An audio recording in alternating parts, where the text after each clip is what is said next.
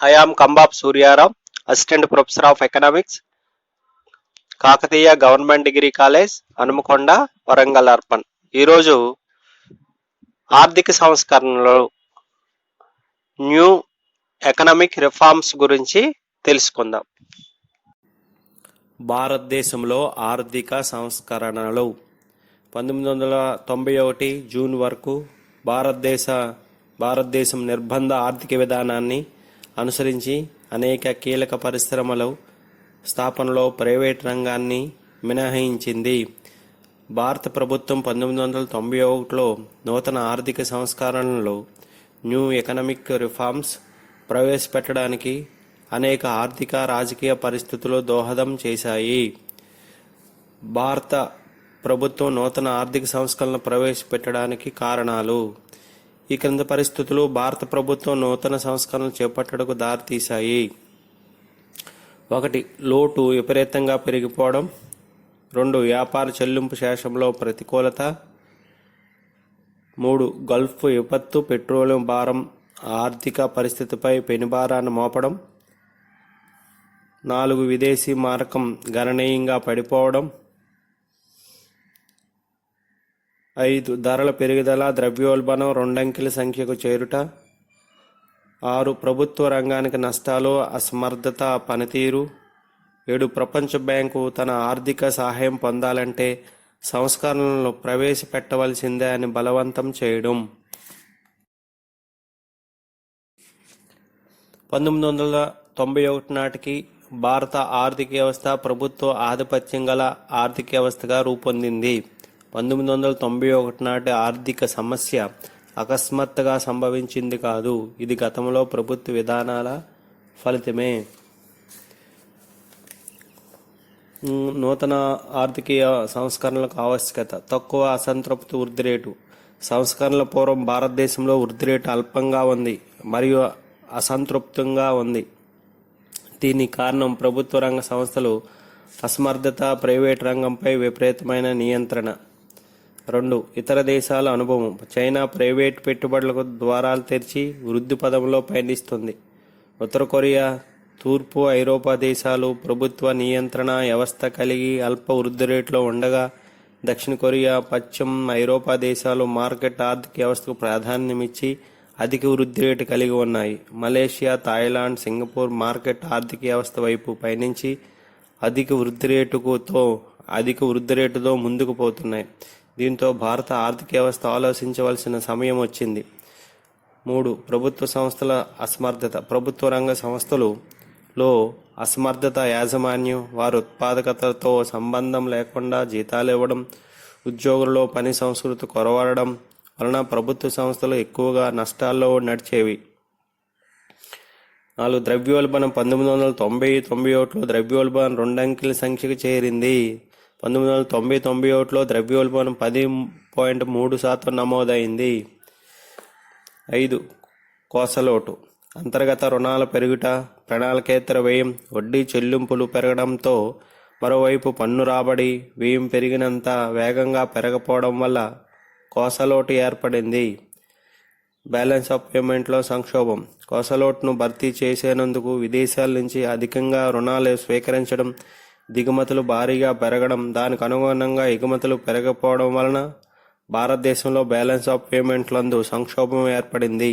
1991 ఆర్థిక సంక్షోభానికి ప్రధాన కారణం బ్యాలెన్స్ ఆఫ్ పేమెంట్లో ఏర్పడిన ఆర్థిక సంక్షోభమే.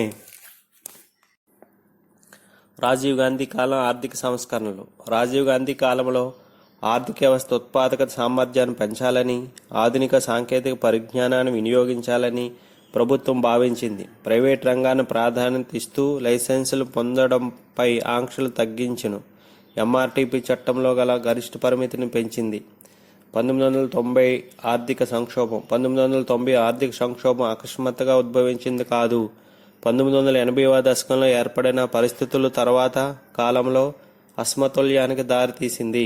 రాబడి, వ్యయానికి మధ్య వ్యత్యాసం పెరిగి కోసలోటు పెరిగింది. దిగుమతుల మధ్య వ్యత్యాసం పెరిగి కరెంటు ఖాతాలో లోటు ఏర్పడింది. దీపక్ నాయర్ ఉద్దేశంలో కోస అసమతుల్యం బ్యాలెన్స్ ఆఫ్ పేమెంట్లో అసమతుల్యం ఒకదానికొకటి సంబంధం కలిగి ఉంటాయి. ఇవి ఆర్థిక వ్యవస్థ స్థూల నిర్వహణను దెబ్బతీస్తాయి. 1990 ప్రాంతంలో దేశంలో రాజకీయ అస్థిరత్వం ఫలితంగా అంతర్జాతీయ క్రెడిట్ రేటింగ్లో భారత స్థానం దిగజారింది. కోస అసమతుల్యం 1981-82లో జీడిపిలో కోసలోటు 5.1%, 1990-91లో జీడిపిలో కోసలోటు 7.8%. ఈ లోటును భర్తీ చేయడానికి దేశీయ అంతర్జాతీయ రుణాలు తీసుకోవాల్సి వచ్చింది. దీనివలన రుణభారం పెరిగింది. ప్రభుత్వానికి ఇచ్చిన రాబడిలో వడ్డీ చెల్లింపుల భారమే 39%. అందుచే ప్రభుత్వం డెబిట్ ట్రాప్లో చిక్కుకుంది. బ్యాలెన్స్ ఆఫ్ పేమెంట్స్లో అసమతుల్యం 1991లో బ్యాలెన్స్ ఆఫ్ పేమెంట్స్లో సంక్షోభం ఏర్పడింది. 80-81లో కరెంట్ అకౌంట్ లోటు $2 బిలియన్, జీడిపిలో 1.3% కాగా 1990-91 నాటికి కరెంట్ అకౌంట్ లోటు $9.7 బిలియన్ చేరింది. జీడిపిలో ఇది 3.69%. ఈ లోటును విదేశీ రుణం ద్వారా భర్తీ చేసుకోవాలి. కానీ 1990-91 నాటి భారత విదేశీయ రుణం 23% ఉంది.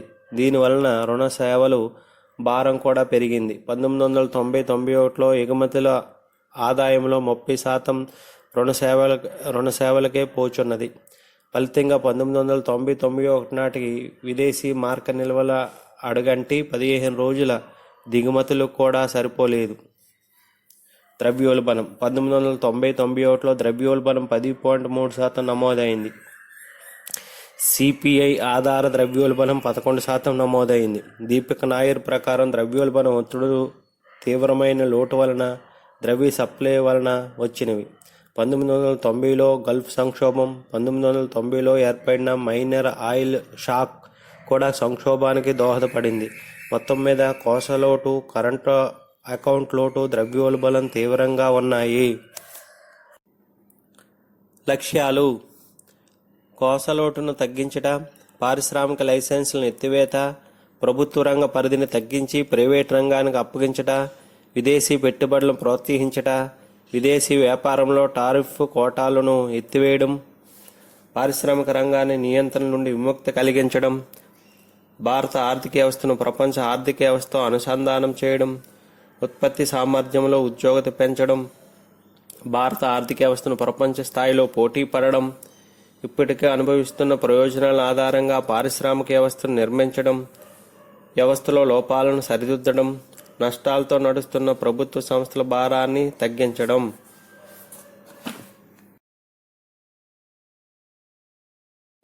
ఆర్థిక సంస్కరణలు పివి నరసింహరావు, మన్మోహన్ సింగ్ల సారథ్యంలో 1991లో సంస్కరణలు ప్రారంభించబడినవి.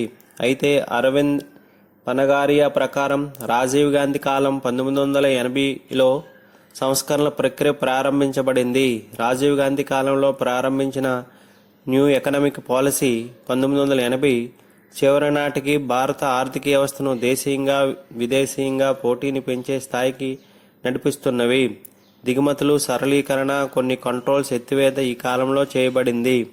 నాటి ఆర్థిక మంత్రి మన్మోహన్ సింగ్ ఐఎంఎఫ్కి సమర్పించిన మెమొరాండంలో ఆర్థిక వ్యవస్థ సామర్థ్యాన్ని పెంచి పారిశ్రామిక రంగంలో అంతర్జాతీయ పోటీతత్వాన్ని పెంచేందుకు, విదేశీ పెట్టుబడులను మూలధనాన్ని ఉపయోగించుకునేందుకు, ప్రభుత్వ రంగ సామర్థ్యాన్ని పెంచినందుకు, విత్త రంగాన్ని ఆధునీకరించినందుకు చర్యలు తీసుకుంటామని వివరించారు.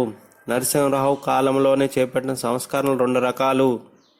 1. స్థూల ఆర్థిక స్థిరీకరణ చర్యలు, మ్యాక్రో ఎకనామిక్స్ స్టెబిలైజేషన్ మెజర్స్. ఇవి స్వల్పకాలానికి సంబంధించినవి. వీటిని డిమాండ్ మేనేజ్మెంట్ చర్యలు అని అంటారు. 2. నిర్మాణాత్మక సర్దుబాటు చర్యలు, స్ట్రక్చరల్ అడ్జస్ట్మెంట్ పాలసీ ఎస్ఏపి. ఇవి దీర్ఘకాలానికి చెందినవి మరియు సప్లై వైపు ఆర్థిక వ్యవస్థకు చెందినవి. స్థూల ఆర్థిక స్థిరీకరణ చర్యలు, మ్యాక్రో ఎకనామిక్ స్టెబిలైజేషన్ మెజర్స్, ద్రవ్యోల్బణ నియంత్రణ, కోసలోటు, సర్దుబాటు, బ్యాలెన్స్ ఆఫ్ పేమెంట్లో సర్దుబాటు వంటి అంశాలు స్థూల ఆర్థిక స్థిరీకరణ చర్యలో భాగాలు.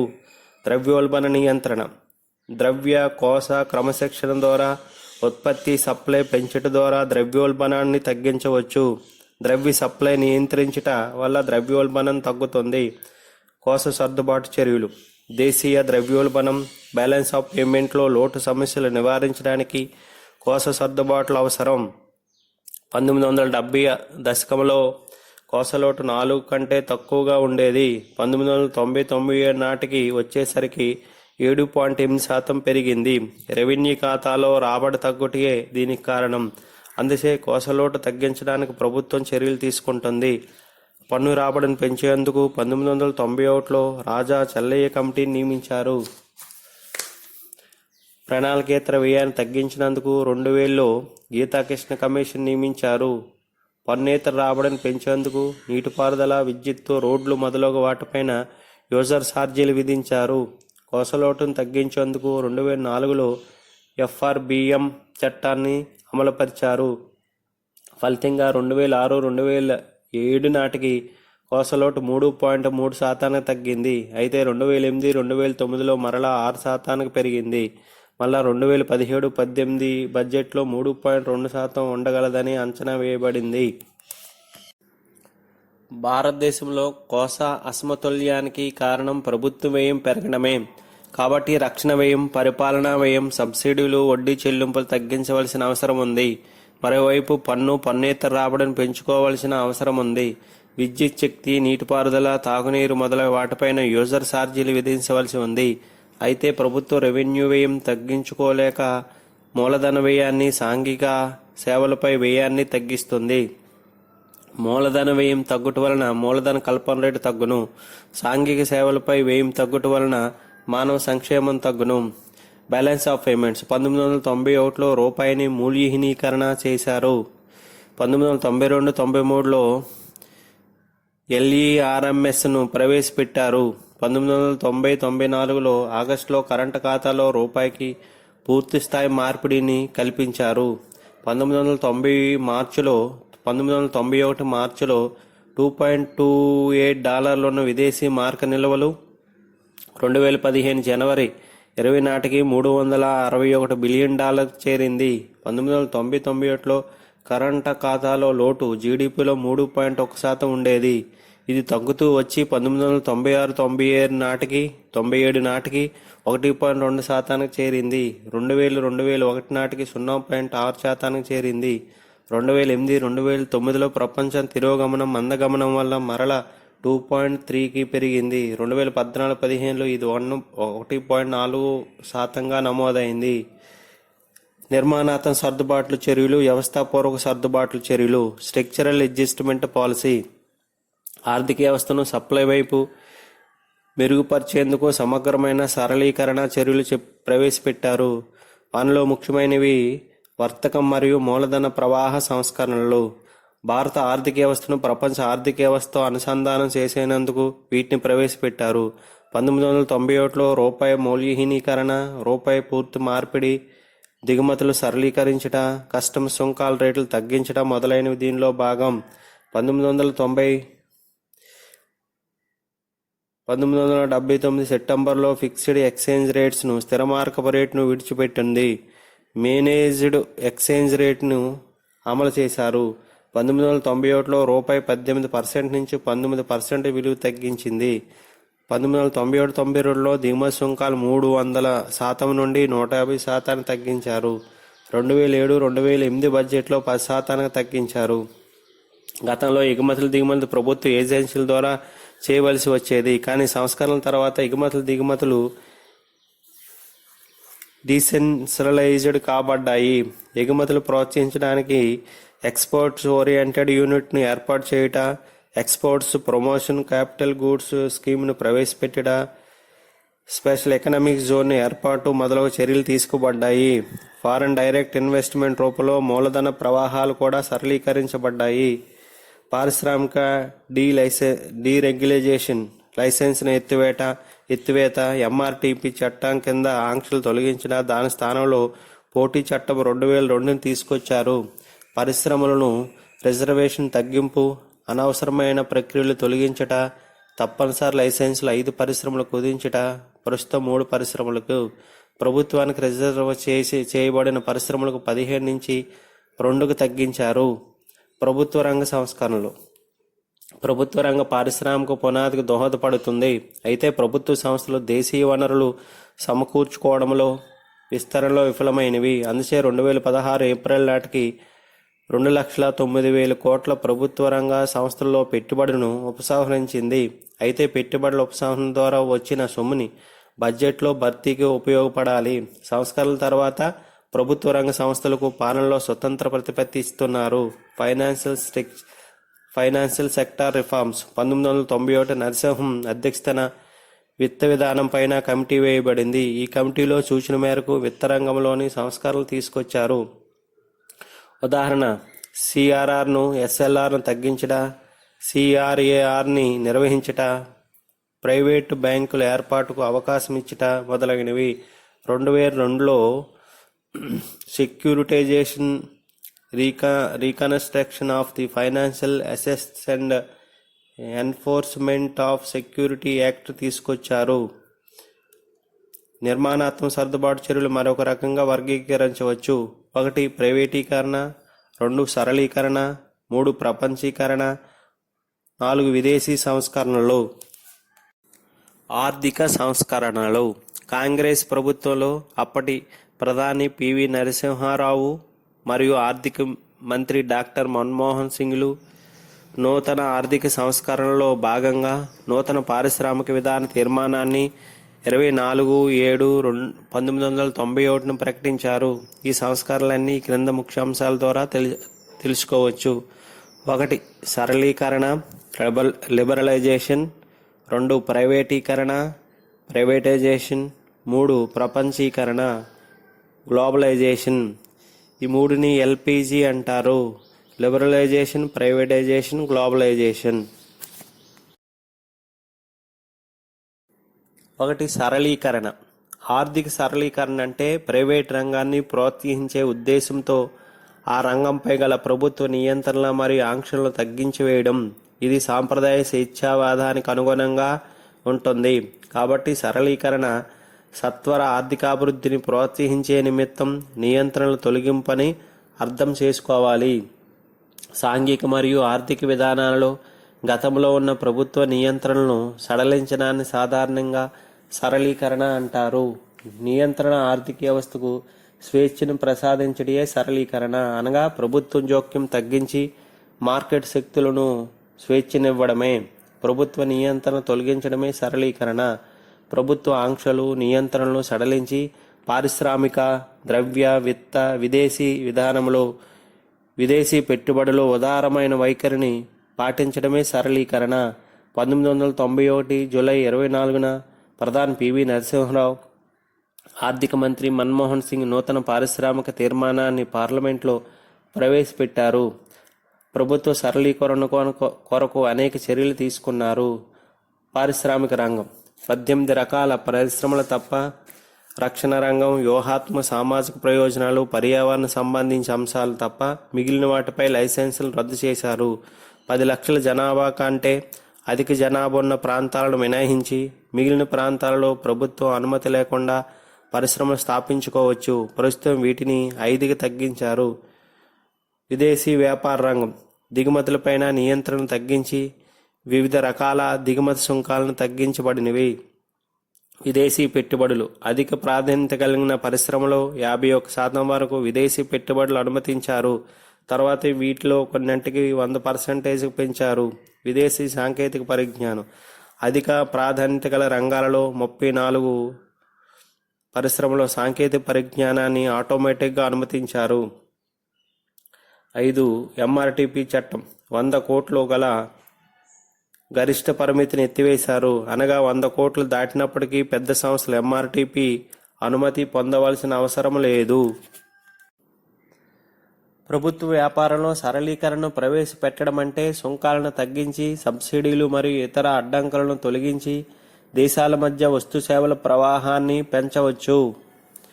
కాబట్టి సరళీకరణ అంటే ప్రభుత్వ ప్రైవేట్ రంగంపై ఉత్పత్తి, స్థలం, పెట్టుబడి, ధరలు మొదలైన విషయాల్లో తన నియంత్రణలను ఉపసంహరించడమే. దీనివల్ల ప్రైవేట్ రంగం ఒక నిర్బంధ స్థితి నుండి స్వేచ్ఛా స్థితికి మారుతుంది. 2. ప్రైవేటీకరణ. ప్రైవేటీకరణ అనే పదం అనేక అర్థాల కలయిక. ప్రభుత్వ ఉత్పాదక కార్యకలాపాలను ప్రభుత్వ రంగం నుండి ప్రైవేట్ రంగానికి బదిలీ చేసే ప్రక్రియనే ప్రైవేటీకరణ అనవచ్చు. ప్రభుత్వ రంగంలో సంస్థల యాజమాన్యం లేదా విధి నిర్వహణలో ప్రైవేట్ రంగాన్ని కూడా ఆహ్వానించడం ప్రైవేటీకరణ. కాంట్రాక్టింగ్, లీజు, ఫ్రాంచైజ్ ఏర్పాటు మొదలగు అంశాలను కూడా ప్రైవేటీకరణగా భావించాలి. పెట్టుబడి ఉపసంహరణ ప్రైవేటీకరణలో ఒక భాగంగా చెప్పవచ్చు. ప్రభుత్వ రంగంలోని ఉత్పాదక కార్యకలాపాలపైన యాజమాన్య హక్కులు ప్రైవేటు రంగ వ్యక్తులకు పూర్తిగా కానీ పాక్షికంగా కానీ బదిలీ చేసే ప్రక్రియనే ప్రైవేటీకరణ అంటారు. ఉత్పాదక కార్యకలాపాల నుండి ప్రభుత్వం వైదొలిగి ప్రైవేటు రంగానికి అప్పగించడాన్ని ప్రైవేటీకరణ అంటారు. ప్రభుత్వ సంస్థల యాజమాన్యం ఆస్తులతో పాటు నిర్వహణ భారాన్ని ప్రైవేటు పరం చేసే ప్రక్రియే ప్రైవేటీకరణ అని 1969లో ఆచార్య పీటర్ ఢక్కర్ తన ఏజ్ ఆఫ్ డిస్కంటిన్యూటీలో ప్రస్తావించాడు. 1980లో దశకంలో మార్గరెట్ థాచర్ ప్రభుత్వ రంగ సంస్థలలో పెట్టుబడులు భారీగా ఉపసంహరించడంతో ఈ భావన ప్రాచుర్యంలోకి వచ్చింది. 1978లో ప్రాంతంలో కమ్యూనిస్ట్ చైనా దేశం చేపట్టిన మార్కెట్ సామ్యవాదం ప్రైవేటీకరణవాదానికి బలం చేకూరింది. అంతేగాక ప్రపంచవ్యాప్తంగా ప్రభుత్వ సబ్సిడీలు భరించలేని భారంగా మారింది. 1991లో ప్రవేశపెట్టిన నూతన ఆర్థిక విధానం ప్రైవేటీకరణ ప్రక్రియకు పెద్దపీట వేసింది. దీనిలో భాగంగా ప్రభుత్వానికి రిజర్వ్ చేసిన పరిశ్రమల సంఖ్య 8 తగ్గించారు, ప్రస్తుతం 2కు తగ్గించారు. ప్రభుత్వ రంగ సంస్థలో పెట్టుబడుల ఉపసంహరణ జరిగింది. ఆర్థిక వాతావరణాన్ని మెరుగుపరచకుండా ప్రభుత్వ రంగ సంస్థలను ప్రైవేటు పరం చేయడం వల్ల ఎలాంటి ప్రయోజనం చేకూరదని బిమల్ జలాల్ పేర్కొన్నారు. ప్రభుత్వ సంస్థలను ప్రైవేటీకరించే బదులు వాటిలో రాజకీయ ఒత్తిడులు తగ్గించి, అధికార జోక్యం తగ్గించి, స్వయం ప్రతిపత్తిని కల్పించి, పోటీతత్వాన్ని పెంపొందించడంపై చర్యలు చేపడితే ప్రభుత్వ సంస్థలు ప్రైవేటు సంస్థలకు ఏమాత్రము తీసిపోవని మరొక అభిప్రాయం ఉంది.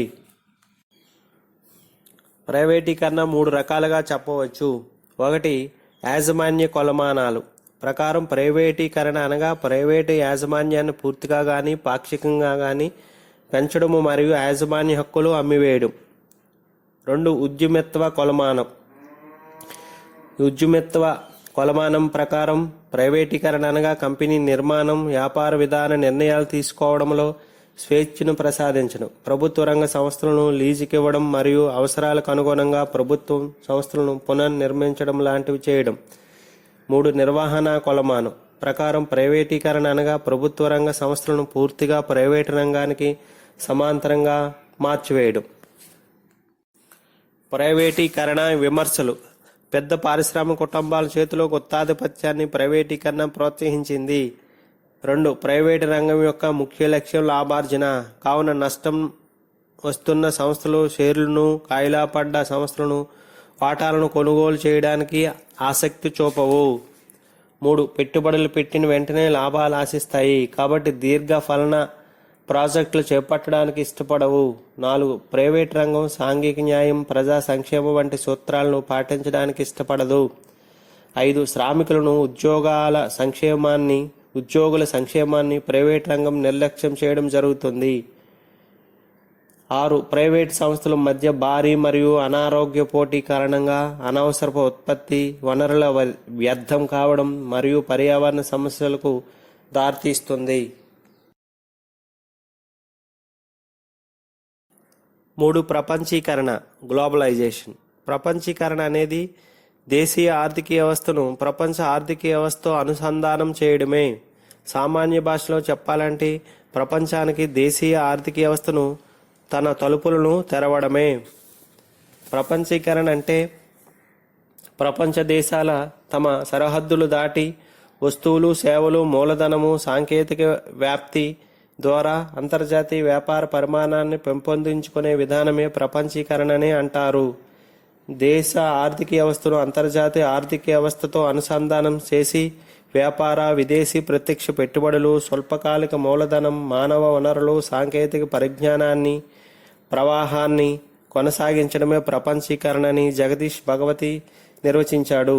దేశ రాజకీయ సరిహద్దులు దాటి ఆర్థిక కార్యకలాపాలు ప్రపంచ దేశాల మధ్య విస్తరించడమే ప్రపంచీకరణని దీపక్ నాయర్ పేర్కొన్నారు. భారత ఆర్థిక వ్యవస్థను ప్రపంచ ఆర్థిక వ్యవస్థతో అనుసంధానం చేయడమే ప్రపంచీకరణ. దీనిలో భాగంగా వస్తువులు, సేవలు, మూలధనం, సాంకేతిక పరిజ్ఞానములను ప్రపంచ దేశాల మధ్య తరలించేటప్పుడు ఎలాంటి ముందస్తు అనుమతులు తీసుకోనవసరం లేదు. దిగుమతి లైసెన్సులను సరళీకరించును.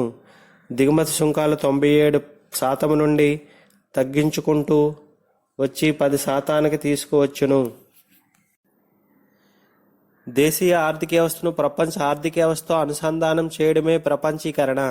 ప్రపంచంలోని దేశాలు తమ సరిహద్దులను దాటి వస్తు సేవలు, అంతర్జాతీయ మూలధన ప్రవాహము మరియు సాంకేతిక వ్యాప్తి ద్వారా అంతర్గత సంబంధాలతో అంతర్జాతీయ వ్యాపార పరిమాణాన్ని పెంపొందించుకుంటాయి. ఇది ఒక నూతన ప్రపంచ ఆర్థిక వ్యవస్థను స్థాపించుటకు దేశాన్నే ఏకాంత పరిస్థితుల నుండి బయటికి తెచ్చి మిగతా ప్రపంచంతో అనుసంధానించబడే ప్రక్రియ. దీనివల్ల ప్రపంచ దేశాల మధ్య వస్తు సేవలు, సాంకేతికత, శ్రమ మొదలైనవి సులభంగా ప్రవహింపబడి ప్రపంచ దేశాలన్నీ అనుసంధానించబడతాయి.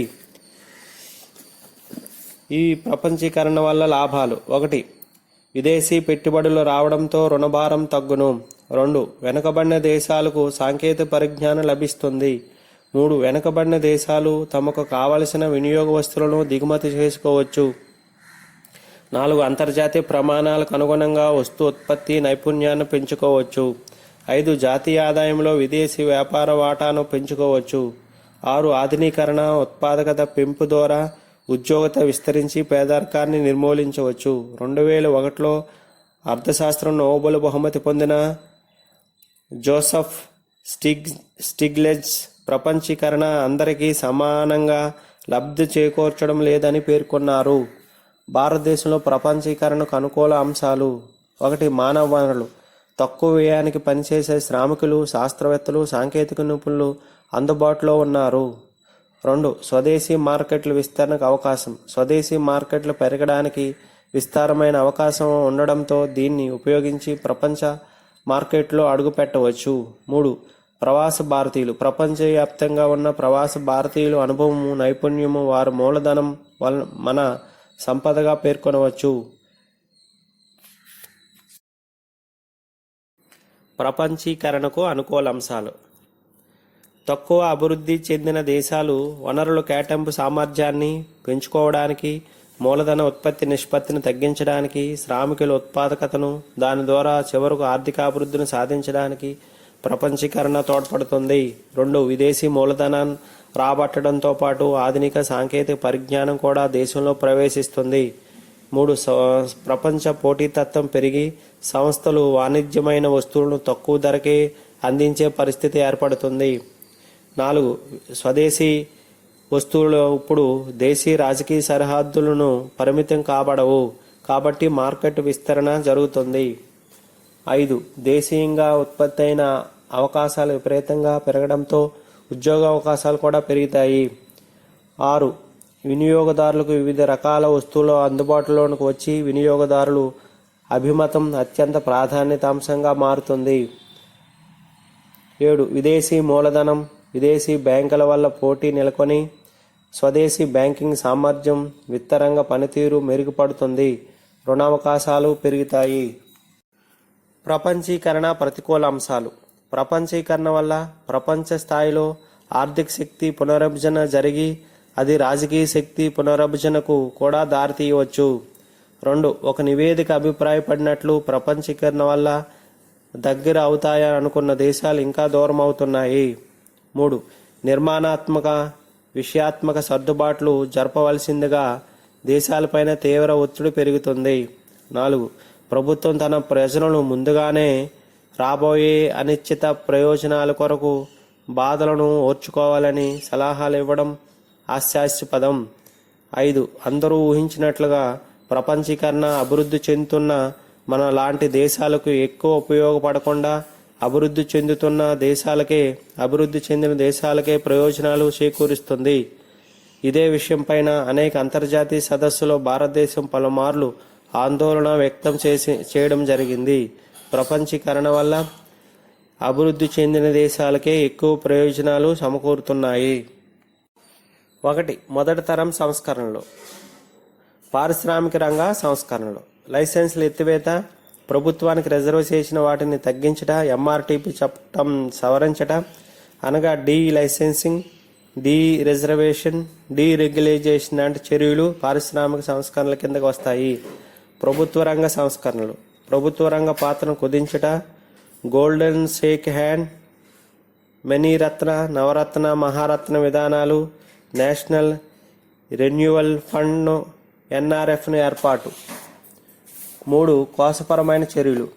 పన్ను రేట్లు తగ్గింపు, పన్ను రాబడిని పెంచుట, సబ్సిడీ తగ్గించట, ప్రభుత్వ ఉద్యోగుల పరిమాణాన్ని తగ్గించట, యూజర్ ఛార్జీలు విధించట. 4. బ్యాంకింగ్ రంగ సంస్కరణలు. బ్యాంకింగ్ రంగంలో నరసింహం కమిటీ సిఫార్సుల అమలు, ఎస్ఎల్ఆర్, సిఆర్ఆర్ తగ్గించట, computerisation of banking, non performing assets నిరర్థక ఆస్తులను తగ్గించట, బిఎస్ఆర్బి రద్దు చేయుట మొదలైనవి. 5. విదేశీ రంగ సంస్కరణలు. 1991లో రూపాయి విలువ తగ్గించట, క్వాంటిటేటివ్ రిస్ట్రిక్షన్స్ ఎత్తివేయట, ఎగుమతులు ప్రోత్సహించట, ఎక్స్పోర్ట్స్ ఓరియంటెడ్ యూనిట్స్ను స్థాపించట, దిగుమతి సుంకాలను తగ్గించట, స్పెషల్ ఎకనామిక్ జోన్లు ఏర్పాటు చేయట, రూపాయికి పూర్తిగా మార్పిడి కల్పించట. 2వ తరం సంస్కరణలు. 2వ తరం సంస్కరణలో 2 భాగాలు కలవు. 1. మొదటి తరం సంస్కరణల కొనసాగింపు. 2. నూతనంగా ప్రవేశపెట్టిన సంస్కరణలు. మొదటి తర సంస్కరణలు విస్మరించిన అంశాలపైన 2వ తరం దృష్టి సారించింది. 1. పారిశ్రామిక సంస్కరణలు. దీనిలో కార్మిక చట్టాలలో సరళత్వం తీసుకొచ్చాయి. అనగా కార్మికులకు నియామకంలోనూ తొలగింపులోనూ యాజమాన్యానికి స్వేచ్ఛ ఇచ్చింది. 2. వ్యవసాయ రంగ సంస్కరణలు. 2000 సంవత్సరంలో నూతన వ్యవసాయ విధానం ప్రకటించి వ్యవసాయ వృద్ధి రేటు 4% సాధించాలని నిర్దేశించింది. వ్యవసాయ రంగంలోనికి ప్రైవేట్, కోఆపరేటివ్ పెట్టుబడులు ప్రోత్సహించింది. వ్యవసాయ వస్తువుల తరలింపై ఆంక్షలను ఎత్తివేసింది. వ్యవసాయ వస్తువుల్లో ఫ్యూచర్ ట్రేడింగ్కి అవకాశం కల్పించింది. అగ్రికల్చరల్ ఎక్స్పోర్ట్స్ జోన్ని ప్రోత్సహించింది. రాష్ట్రాలకు సంస్కరణల విస్తరింపు. ఎఫ్ఆర్బిఎం యాక్ట్ను రాష్ట్రాలకు విస్తరించింది. వాటిని కూడా రాష్ట్రాలకు విస్తరించింది. Legal systems. నూతన ఆర్థిక సంస్కరణలో భాగంగా మన చట్టాలను తాజాపరచడం జరిగింది. ఎంఆర్టీపీ చట్టం స్థానంలో పోటీతత్వం తీసుకొచ్చింది. సిక్ స్థానంలో కంపెనీ సవరణ బిల్లు చట్టం తీసుకొచ్చింది. పాత పన్నుల స్థానంలో కొత్తగా జీఎస్టీ చట్టం తీసుకొచ్చింది. సాంఘిక భద్రతా సంస్కరణలు, పర్యావరణ కొనసాగింపు సంస్కరణలు, విద్యా సంబంధమైన సంస్కరణలు ప్రవేశపెట్టింది.